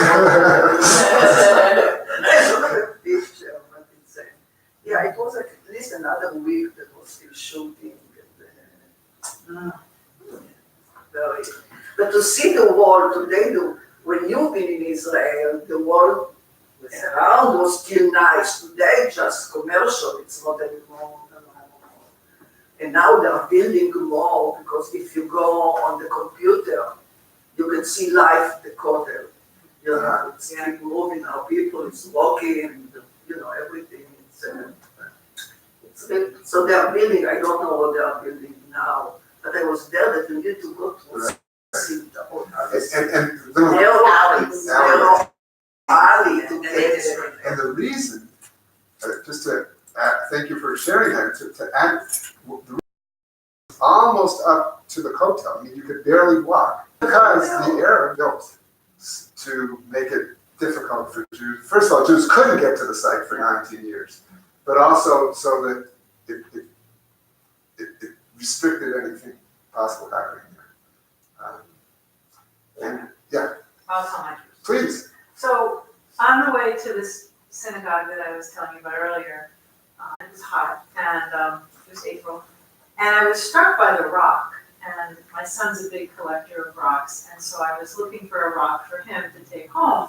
And as I was walking, I noticed that the stone there is so white, it's bleached, in that one area anyways. I mean, it's different in different parts, but and the rock itself is dense, kind of like marble. It might have been marble for all I know, but I did just remember those rocks, and I brought some home, and they're solid rocks. And most of the buildings that I was encountering were made of that rock, and it was just amazing. And so that's my one Jerusalem rock story. And then I just love being in, you all know the name of this place, the market. Sure. Sure, okay. And I loved it there, and I loved the food, and the best part was the pita bread. Oh my God, you go to the market and the pita bread was warm. The smell. Oh, I must have ate more pita bread and mangoes and just some food I never, like you eat here and you think, oh yeah, right, pita bread, mangoes. Oh my God, there were like a million kinds of mangoes and this and that, and just the fruit and I would go back just for the pita bread. It was so good. They didn't need butter, nothing. And the spices were beautiful, of course. And I think in Jerusalem it's the same. No? No, because they built their train in the middle. Oh. But still, we're sharing our Oh, experiences. right. Well, I'm getting hungry now, so I'll stop talking. Yeah. I think the bridge is called Violet Bridge. I don't know. Come to Jerusalem, it's not the We're same. gonna go next year, so we'll That's talk about right. it. With the group that I used to go, Yeah. we stopped before Jerusalem. I absolutely made them walk into Jerusalem. Yeah, they made us do that. We had to get out of the train. It was cool. This was very special. Any other Jerusalem memories or stories? Judy? Mine it's a long and complicated one. It's interesting, but I don't think I'm gonna take up all this time to tell it, but I'll just. We can give you 5 minutes. Oh, It's my your God. You can also tell it at lunch downstairs. Yeah. You can tell it at lunch downstairs too. We have lunch right after Well, lunch. this just started, we were living in Jerusalem, in Kiryat Vale, and we were not, my husband wasn't a Sabra, and we didn't know. And I sent him to, and it's getting more tense, and Lady Eshkol is running around the world begging everybody is, not helping you, doesn't want to help Israel at all. This is pre-6-Day War, just as the build-up to the war, just so we understand. Yeah.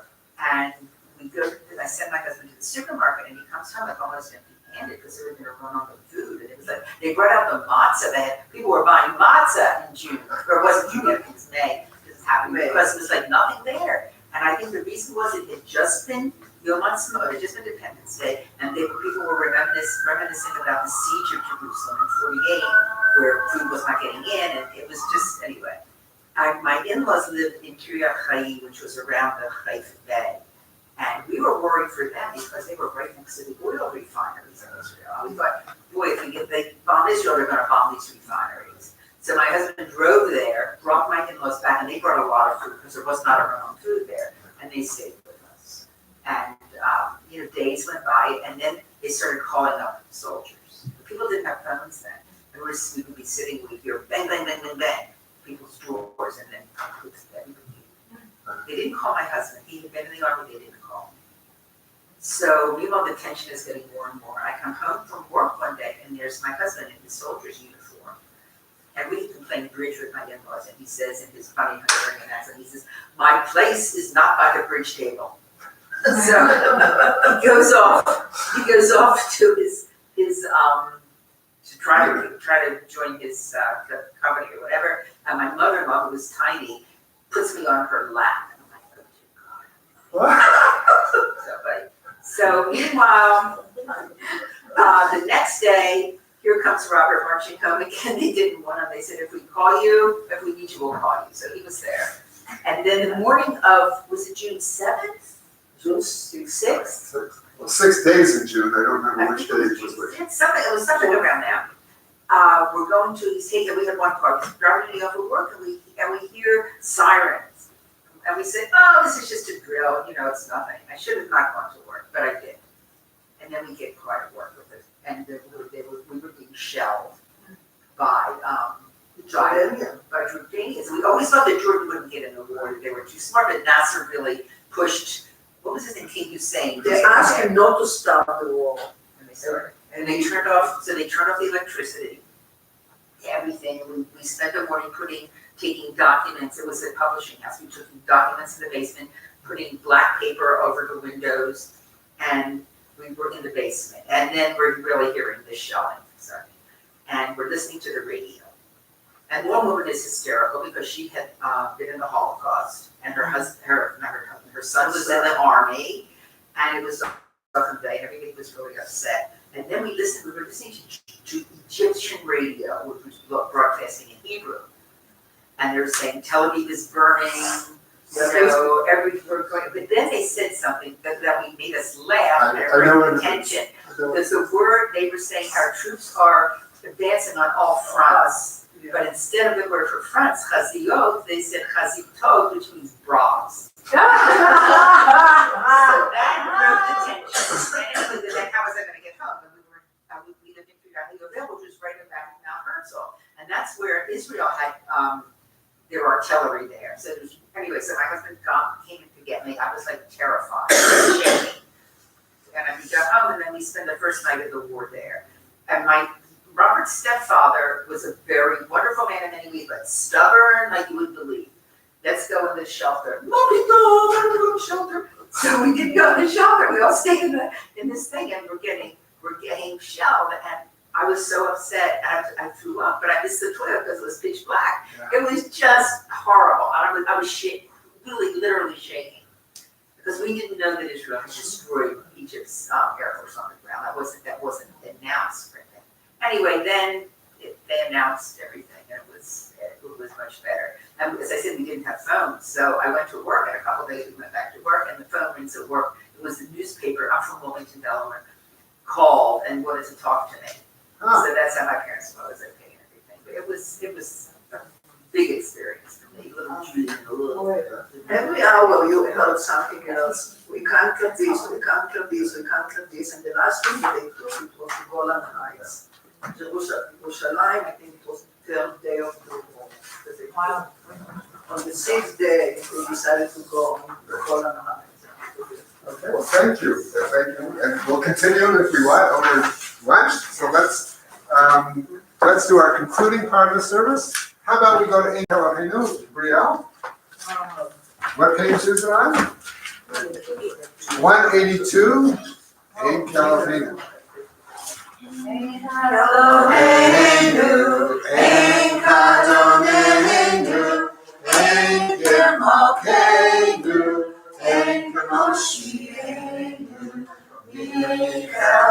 Eloheinu, Adonenu, Malkeinu, Moshiachenu, Nodel Eloheinu, Nodel Adonenu, Nodel Malkeinu, Nodel Moshiachenu, Baruch Eloheinu, Baruch Adonenu, Baruch Malkeinu, Baruch Moshiachenu, Atahu Eloheinu, Atahu Adonenu, Atahu Malkeinu, Atahu Moshiachenu, Atahu Shetiru, Avotenu, Lefahanecha,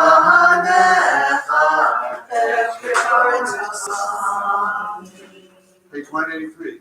Aleinu Leshabeach Onakol, Latei Gedula Leotzeh Breshit, Shelo Asanu K'Kayem Harasot, V'lo Samanu, Mishpat Adama, Shelo Sam Malkeinu Kahem, V'dor Aleinu K'chol Hamanam, Ve'anachnu korim, U'mishalamim u'modim, Lifnei Melech Malkei Hamachim, HaKadosh Baruch Hu, She'u notei shamayim ve'yosei haaretz, U'moshe b'karov hashamayim ima'av, U'shvi'atu zo,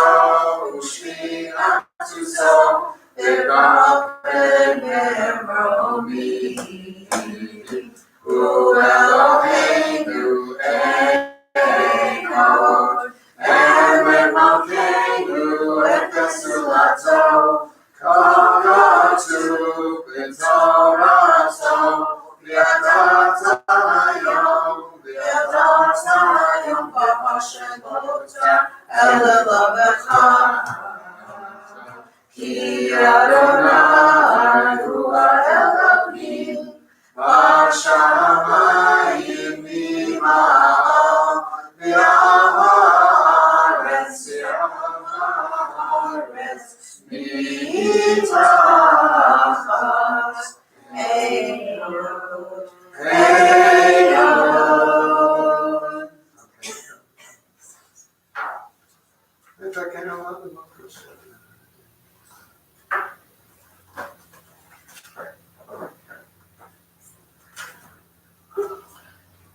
Kakatu b'toratecha, Adonai moch le'olam va'ed. V'ne'emar, v'haya Adonai, le'melech al kol ha'aretz. Vayom hahu, yeh Adonai echad. U'shemo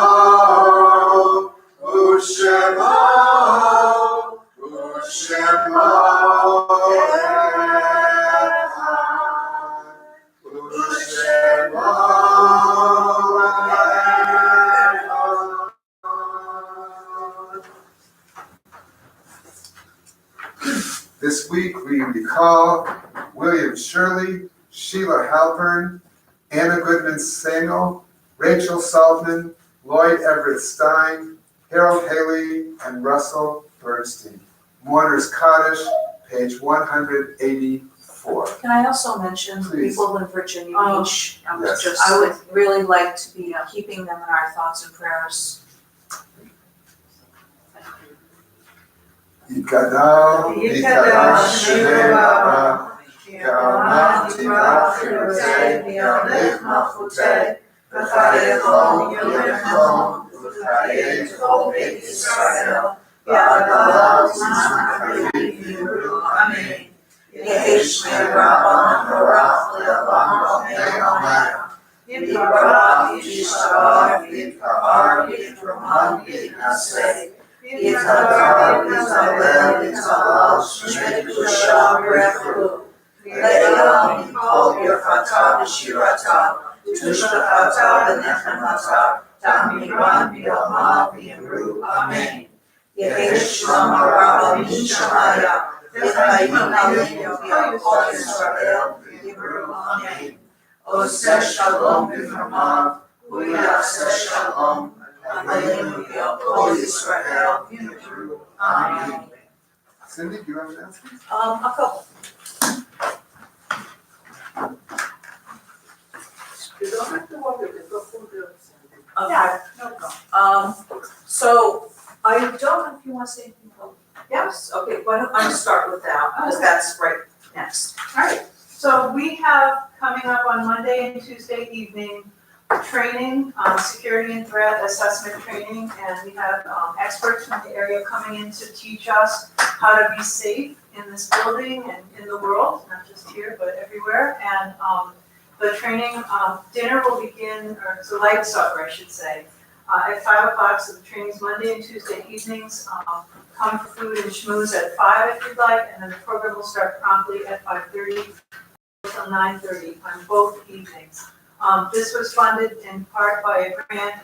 The food is funded by the Jewish Federation of Western Mass grant. The program is funded by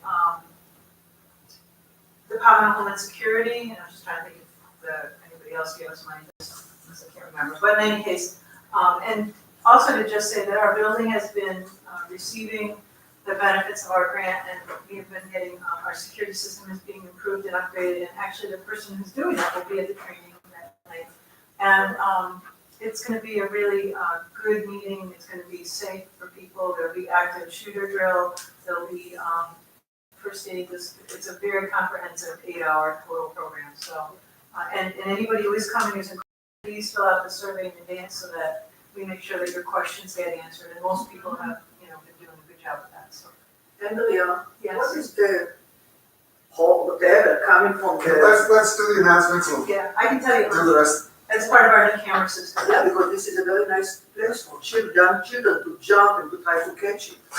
Well, we're not done with all the work yet. Okay, No, that go ahead, Cindy. All right, There's so, 4 other cameras. right, so we have 2 other events coming up. Shabbat potluck dinner is gonna be Friday night at 7 o'clock, 6 o'clock on June 7th. And it's gonna be hosted by Bill and Joanne Saltman at their gorgeous home in Belchertown. They have a beautiful outdoor area as well as indoor, for an amazing Shabbat potluck. And so there is flyers around for those who want to attend as to what to bring based on your last name. So that's in Belchertown. You can also call the office or Joanne Saltman to RSVP if you so desire, but if you forget to call, show up anyways. Everyone's always welcome. Shavuot, next Sunday, June 9th, we will be doing our study session in honor of the holiday of Shavuot, and that will be June 9th, Sunday at 7:30. We traditionally do a study session where people choose sections of the Tanakh, the Bible, the Mishnah, the Talmud, or any other sacred text, and we talk about how that section relates to you. Joan does have a sign-up clipboard going on. She's not here today, but if anybody is interested in taking on a section, please, reach out to the office or Joan and let them know there are Tanakh available to borrow in the office if anyone is interested. And if you don't want to do a passage or take part in that, again, show up anyways. Because the best part is The dessert, yes, the best part of it, I almost forget it, is the dessert, the ice cream sundaes. It's make your own ice cream sundae. And it's always delicious and fun and everyone enjoys it. So Shavuot service is not to be forgotten. It will be Monday, June 10th at 8 a.m. here. Yossi will be the service leader, Paul Sharap. So he will be here on Monday morning, and there's always breakfast after services. Who's leading the service? Yossi. With your Paul Short. Remember you Paul. said this was- He does Mondays typically anyways, doesn't he? Yeah. Yeah, so, Yossi, St. Paul. oh, That's his name is Yossi. Long time ago. that's it. Anyways, That's it. All right, so let's conclude with Adon Olam on page 187. Adon Olam Asher Hashem Olam Teren Kol Yisir Nivra Ve'ein Nasa V'Chefsa Kol Azai Melech Shemo Nivra Azai Melech Shemo Nikra V'Yacharei Kipot Hakol Levado Yimlo Torah Ve'hu Haya Ve'hu Hove Ve'hu Yireh B'Tzifara Ve'hu Yireh B'Tzifara Echad V'Ein Sheni Ve'am Shelo Ve'Hach Bira Ve'Nireshi Ve'Mitalit Ve'lo Ha'oz Ve'Ham Yisra Ve'lo Ha'oz Ve'Ham Yisra Ve'hu Eli Ve'chai Ve'Wali Ve'Tzur Every Ve'Zara Ve'hu Nisi Osli Menat Kosi Ve'yom Ekra Menat Kosi Ve'yom Ekra Bi'adon Afiach Leruchi Ve'ei Tisha Ve'ayira Ve'ikruchi Ve'iyati Adonai li Ve'lo ira Adonai li Ve'lo ira. Shabbat Shalom. Shabbat Shalom. Shabbat Shalom. Shabbat Shabbat Shabbat Shabbat Shalom. Shabbat Shalom. Shabbat Shalom. Shabbat Shabbat Shabbat Shabbat Shalom. Shabbat Shabbat. Shabbat Shabbat Shalom. Shabbat Shabbat. Shabbat Shabbat Shalom. Shabbat Shalom. Shabbat Shalom. Shabbat Shabbat Shabbat Shalom. Shabbat Shalom.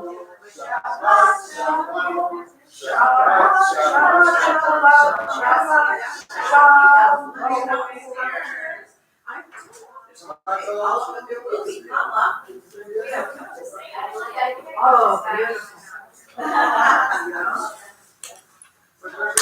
Judith, so glad you joined us. I'm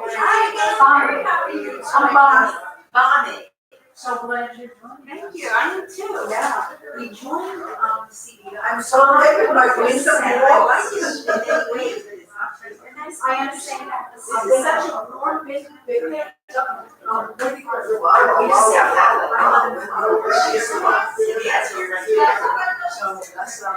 love it. We love it. Because I think it was a church, Rachel. I swear I was so many things. Because they have to. No, it's true. I kept thinking that you maybe make understand why it's right. I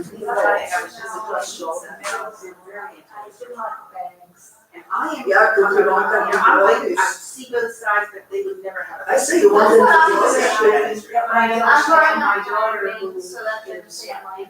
early And my twenties. things kept growing like. Grew it out Down in one one side. spot. I think they're too old for my mom. It's just, it's really. Not old and not young. You wanted this way, you wanted this way, and you have it this way, and it's beautiful. It's touching, beautiful. Well, it's nice to have you with us. Thank you no so matter much. what. I used to set aside your Oh, sheet. so But I couldn't Yeah. answer. I got the picture of the bus. You got your what? Oh, good. These are just random letters. Thank you. Yeah, yeah. I don't think it spells anything. You could ask Lisa too, but see, these are Judy, you want to these take a are look? like Russian letters. These are Russian. These are different types of letters in different ways. But for example, Well, it was from immigration. oh, okay. So I don't think these are spelling things that I can figure out. You ask them to, okay? But thank you for bringing it up. She found me.